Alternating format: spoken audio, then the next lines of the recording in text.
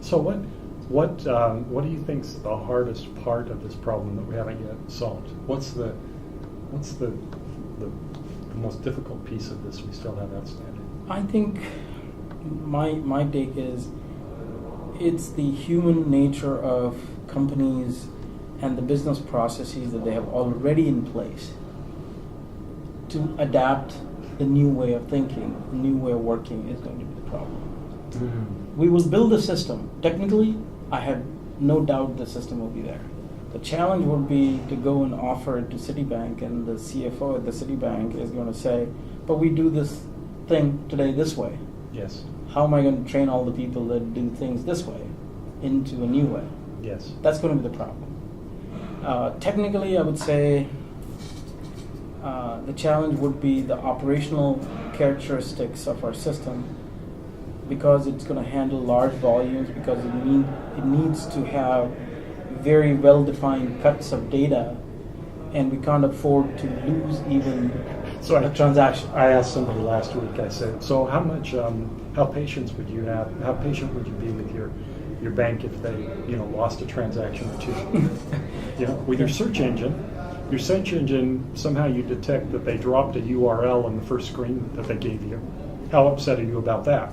You probably wouldn't even notice. Do you notice if they drop a transaction? You'll notice in your banking system if they drop the transaction, because we don't stand for that. No, right, exactly. So that's the technical. I wouldn't say a difficult problem that we can't solve for. But it's something. But it's something that is going to be the real challenge to solve for. Good. Because Tata had the same experience. Mm-hmm. I had the same experience. At US Bank, it was difficult to keep Spark systems alive, well functioning, running 24/7. Yes. Tata had the same problem where it was not easy to avoid Spark systems come down, and then the real problem was once you need to restart it, how do you restart and from where do you restart? You don't want to process everything, and that's the mainframe stability is what everybody's looking for in these systems, and to create that stability is going to take a little bit of engineering. Okay, no, that makes sense. It's not that it's new invention, because our systems do it today.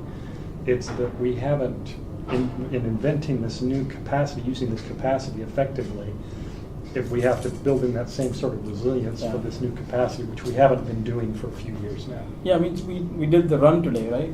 The very first question that we wanted to know was how many journals came in. Yes. What were those, and how many IUE picked up, and how many gap reclass picked up?